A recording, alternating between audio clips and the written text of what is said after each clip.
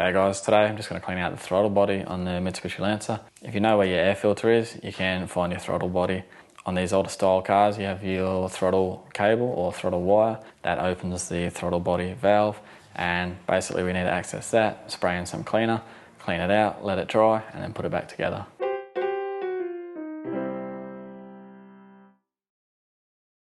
Okay, so here's the air filter here, and then we have this hose going to the throttle body. Here you can see the throttle cable that opens the valve up.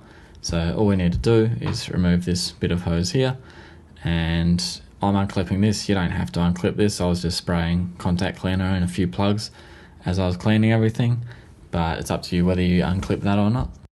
Both ends of this air duct have a ring clamp, which is a 10mm socket to undo. So just loosen both off until you can pry both ends off. I just had to use a pry bar on them, they are pretty stiff. Then once you have it off, you can either disconnect the hose going to the engine, or you can just leave it attached and move it off to the side somewhere. And that gives us access to the throttle body, which is where we want to spray. So I'll just move the camera around. And here's the throttle body. This is the throttle cable attachment, letting air into the engine as you push on the accelerator. So I'm just putting these paper towels down to collect the runoff because I'm going to spray a fair bit in there. I don't think this would have been cleaned for years and years. Start spraying, open and close the valve just to get the spray in there, but also through all the moving parts.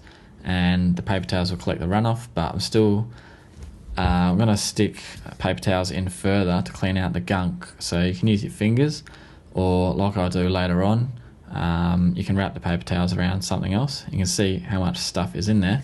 So the spray will help loosen all this off. What I'm using here is a pry bar with paper towel wrapped around it. That's just to get a little bit further in. The pry bar has a little bit of a crook at the end to help get the edges. Now you can keep going for as long as you want. You will, depending on how dirty your car is, you will loosen up dirt as you agitate it, and then you can spray again to have it run out.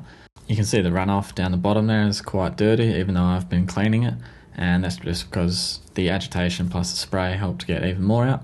Now before you close everything up, you do want to make sure everything's dry and let it air dry for a while. And the reversal is just putting the pipe on with your 10mm socket on the two pipe duct clamps. And pretty much done. Take the car for a drive. It will rev high for 20 or 30 seconds. Oh, that's what I found anyway. It could be longer in your case. And don't forget to plug in anything that you disconnected. So the car might rev a little bit higher for a while once you start it up, just because everything's a little bit cleaner and the ECU has to adjust to all the changes in the throttle body.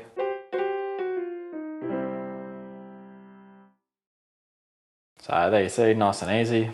Take that inlet hose off, spray a bit, clean it up. You don't have to do this too often, but it's definitely worth doing. I took it for a drive. I felt like I could notice a difference, but then could just be a placebo effect as well. It just felt a little bit smoother. That's it. Thanks for watching.